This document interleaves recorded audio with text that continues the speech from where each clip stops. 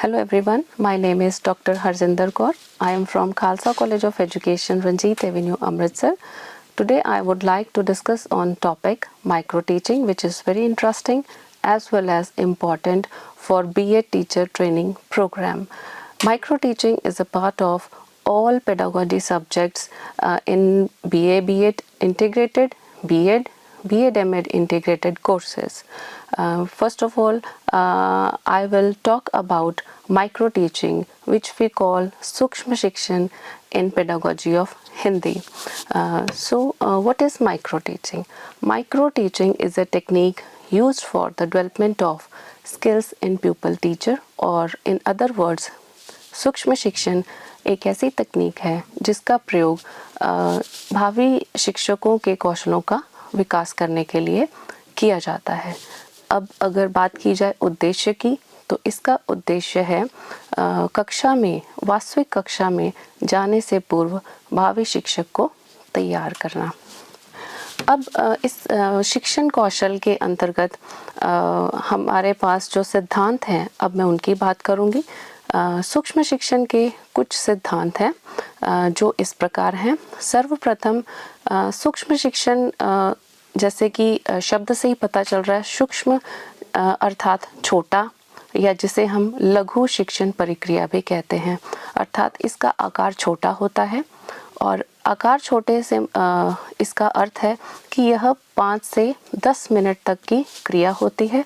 इसके अंतर्गत जो भावी शिक्षक है वह एक अपने उप विषय को लेकर, उसकी एक छोटी इकाई को लेकर अपनी पाठ योजना तैयार करता है और उसे छोटी अवधि जो मैंने अभी बताई 5 से 10 मिनट तक की, वो अपनी पाठ योजना को प्रस्तुत करते हुए अपने कौशल का विकास करने का प्रयास करता है। इसके पश्चात जो इसका आकार है, इसमें 5 से 7 विद्यार्थी होते हैं जो उसका पीयर ग्रुप ही जिसे कह सकते हैं होते हैं, या स्कूल के छात्र भी हो सकते हैं। इसमें वह अपनी वास्तविक जो कक्षा है उसमें अपने कौशल को रखता है, प्रस्तुत करता है, और जो शिक्षक है वो सुपरवाइज़र या हम पर्यवेक्षक जिसे कहते हैं उसका कार्य करता है। और जैसे ही उसका पाठ समाप्त होता है, उसी के उपरांत वह जो उसकी प्रतिपुष्टि है, जिसे हम लोग फीडबैक के नाम से जानते हैं, जो सुपरवाइज़र, जो उसके शिक्षक बैठे होते हैं, उसे तुरंत ही उसकी पाठ के पश्चात देते हैं, ताकि जो भी उसके पाठ में त्रुटियां हैं, कमियां हैं, वो उसकी साथ साथ में सुधारी जा सके। और अगर कमियां हैं तो वह दोबारा से अपने पाठ की योजना तैयार करके उसको दोबारा से प्रस्तुत कर सके। इस तरह से जो सूक्ष्म शिक्षण है, इसका प्रक्रिया चलती रहती है और एक एक कौशल को लेकर एक समय में एक ही कौशल का प्रशिक्षण भी दिया जाता है, और साथ में जो भावी शिक्षक है अपने एक ही उपविषय को लेकर एक समय में एक ही कौशल को प्रस्तुत करता है। इस तरह से सूक्ष्म शिक्षण के अंतर एक चक्र, जिसे माइक्रो टीचिंग साइकिल भी कहते हैं, वह उसकी समय अवधि की बात की जाए तो वह 36 मिनट की है, 36 मिनट्स की, और आगे उसको विभाजित किया जाता है 5 भागों में। अब इसमें सर्वप्रथम जो भावी शिक्षक है वह शिक्षण करता है 6 मिनट के लिए किसी भी एक उपविषय को लेकर, किसी भी एक कौशल पर। और यह जो 6 मिनट है, इसमें वह जो भी उसने पाठ योजना तैयार की होती है उसको वह प्रस्तुत करता है, और जिसे हम टीचिंग कहते हैं। फिर अगला जो भाग है वो आ जाता है फीडबैक, प्रतिपुष्टि का।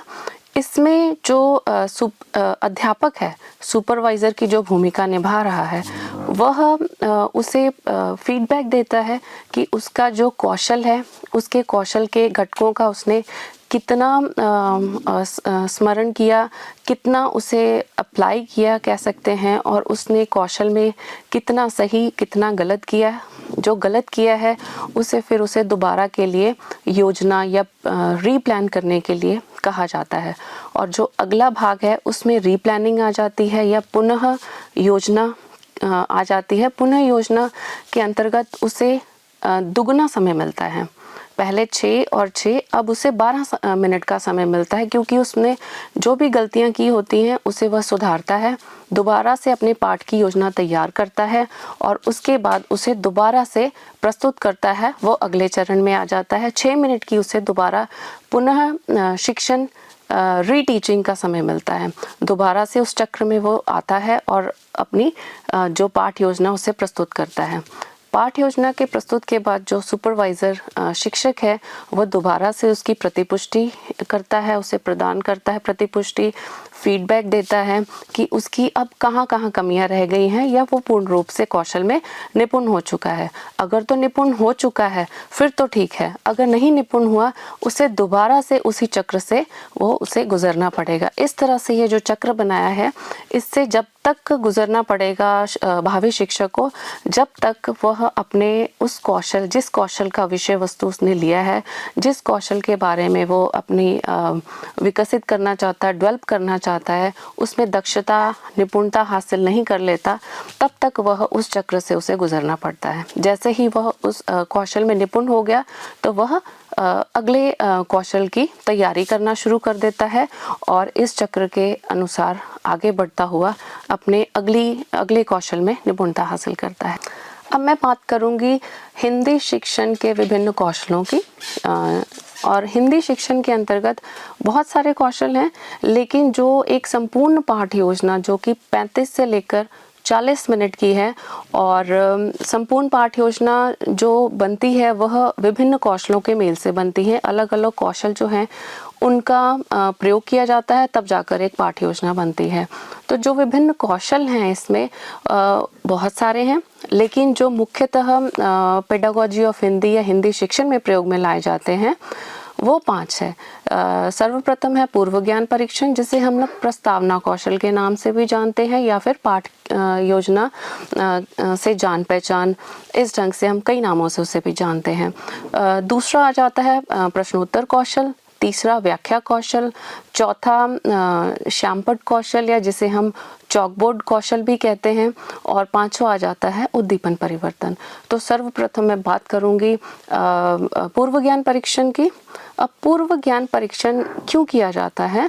एक भावी शिक्षक या कोई भी शिक्षक कक्षा में जब भी जाता है उससे पहले वो अपनी पाठ योजना तैयार करता है और जिस भी उप विषय के बारे में उसे समझाना होता है उससे संबंधित उसे इस चीज़ की उत्सुकता होती है कि जो मैं विषय पढ़ाना चाहता हूँ या चाहती हूँ उसके बारे में मेरे छात्रों को कितना ज्ञान है, कितनी नॉलेज है।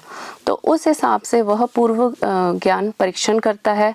और पूर्व ज्ञान परीक्षण कई प्रकार से हो सकता है, कई ढंग से कर सकता है वो।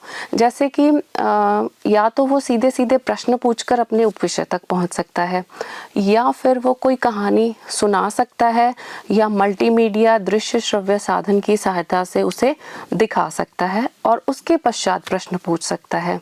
अगर व्याकरण का कोई उसने उपविषय चुना है तो व्याकरण के लिए उसे सबसे पहले कुछ उदाहरण प्रस्तुत करने पड़ेंगे, उसके लिए भी वह दृश्य श्रव्य साधनों का प्रयोग कर सकता है। अगर नहीं भी कर रहा है तो वो वैसे ही उदाहरण श्यामपट्ट पर लिख सकता है, ब्लैक बोर्ड पर, और उसके आधार पर अपने उपविषय तक पहुंच सकता है। या फिर कोई भी कक्षा में क्रिया करवाकर बच्चों की सहभागिता हो, साथ में क्रिया करवाई जाए और अपने पाठ तक पहुंचा जाए। ये सारी की सारी चीज़ें पूर्व ज्ञान परीक्षण के अंतर्गत आती हैं, सम्मिलित होती हैं, और कोई भी भावी शिक्षक इनमें से कोई भी तरीका अपना सकता है बच्चों के पूर्व ज्ञान हेतु। अब बात करते हैं प्रश्नोत्तर कौशल की। प्रश्नोत्तर कौशल जो है वो सीधे सीधे प्रश्नों की बात है। जब भी भावी शिक्षक जो है कक्षा में पाठ पढ़ा रहा है अपना उपविषय लेकर, तो उसे इस चीज़ का अपनी खुद की वो स्वयं की प्रतिपुष्टि करना चाहता है या फीडबैक लेना चाहता है कि जो मैंने भाग बच्चों को पढ़ा दिया वह बच्चों को समझ में आया या नहीं। उसके ज्ञान के जांच हेतु वह बीच बीच में प्रश्न पूछता है और इस तरह से अपने जो उपविषय है उसका विकास करता है। तीसरा आ जाता है व्याख्या कौशल। व्याख्या कौशल इसके अंतर्गत जितनी भी कठिन जिसे कह सकते हैं कि जितने भी कठिन शब्द हैं उनको सरल ढंग से विद्यार्थियों तक, छात्रों तक पहुंचाना या उन्हें समझाना। यह ज़्यादातर ये गद्य का पाठ भी हो सकता है और पद्य का भाग भी हो सकता है। गद्य और पद्य दोनों में लेखक या कवि उन्होंने अपनी पंक्तियों के माध्यम से किन भावों को अभिव्यक्त किया है या वह उन पंक्तियों के माध्यम से किन भावों को अभिव्यक्त करना चाहते हैं, क्योंकि उसमें थोड़े उन्होंने कठिन शब्दों का प्रयोग किया होता है। इसके अंतर्गत ज़्यादातर कविताओं की कुछ पंक्तियाँ आ जाती हैं, दोहे आ जाते हैं, छंद आ जाते हैं और उनमें कवियों ने थोड़ा और कई बार बहुत ज़्यादा कठिन शब्दों का प्रयोग किया होता है और जो कि साधारण छात्रों को समझ में जल्दी नहीं आता। तो जो भावी शिक्षक हैं या शिक्षक हैं वो कक्षा में इन सभी को सरल रूप से समझाने के लिए सरल शब्दों का प्रयोग करता है और बच्चों को उन पंक्तियों की व्याख्या करके समझाता है कि ये किस कवि या लेखक द्वारा लिखी गई पंक्तियां हैं, वह अपने कौन से भाव या क्या मन के विचार को बताना चाहता है। इसके पश्चात आती है जो कौशल, वो है चॉकबोर्ड, जिसे हम श्यामपट्ट के नाम से भी जानते हैं। चॉकबोर्ड जो है उसमें वह एक तो सर्वप्रथम सबसे पुरानी, सबसे प्राचीन दृश्य साधन है जिसका प्रयोग कठिन शब्दों के लिखने के लिए या फिर फ्लो चार्ट, कोई चित्र बनाना है, कोई संकेत देना चाहता है, तो जो अध्यापक है मौखिक अभिव्यक्ति द्वारा नहीं समझा सकता, उसे श्यामपट्ट या चॉक बोर्ड पर लिखकर बच्चों को समझाता है। कठिन शब्द हो गए या जैसे व्याकरण के कोई भाग हैं वो बच्चों को नहीं समझ आ रहा, कोई परिभाषा है उसमें उनकी स्पेलिंग मिस्टेक्स हो सकती हैं, तो वो फिर उस पर श्यामपट्ट पर लिखकर बच्चों को समझाता है और उसे अपनी कॉपियों पर लिखने के लिए कहते हैं।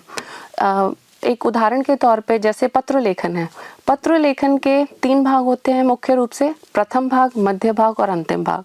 अब प्रथम भाग दाईं तरफ लिखना है, बाईं तरफ लिखना है, उसमें क्या चीज़ें आती हैं वो चीज़ें अगर मौखिक रूप से बताएगा तो बच्चे गलती करेंगे ही करेंगे, तो वो गलतियां ना हो तो उसके लिए श्यामपट्ट का प्रयोग किया जाता है।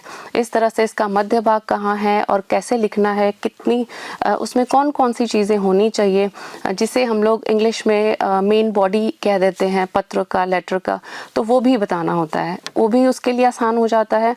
और तीसरा भाग है उसमें भी वो लेफ्ट साइड लिखना है, राइट लिखना है, उसके बारे में भी जानकारी वो श्यामपट्ट के माध्यम से आसानी से दे पाता है। अंत में आता है उद्दीपन परिवर्तन। उद्दीपन परिवर्तन का प्रयोग कोई भी भावी शिक्षक या शिक्षक बच्चों का, छात्रों का ध्यान अपनी ओर आकर्षित करने के लिए करता है और उसके लिए बहुत सारे उद्दीपनों का प्रयोग करता है। उद्दीपन के अंतर्गत दृश्य श्रव्य साधन भी हो सकते हैं, उसका हाव भाव संचालन हो सकता है, आवाज़ में उतार चढ़ाव हो सकती है और वह किसी भी दृश्य श्रव्य साधन के अंतर्गत, जैसे आजकल टेक्नोलॉजी का ज़माना है, डिजिटल एज है, तो वह कोई भी मल्टीमीडिया के थ्रू कोई पिक्चर दिखा सकता है, उन्हें कोई शॉर्ट स्टोरीज दिखा सकता है। इससे बच्चों का ध्यान अपनी ओर आकर्षित करता है और अपने पाठ को आगे लेकर चलता है। इस तरह से ये 5 कौशल जो मुख्य रूप से हिंदी शिक्षण में करवाए जाते हैं और बहुत ही ज़्यादा महत्वपूर्ण और पूरी संपूर्ण पाठ्य योजना को पूर्ण करने के लिए आवश्यक है, का हमने विस्तारपूर्वक अध्ययन किया। धन्यवाद।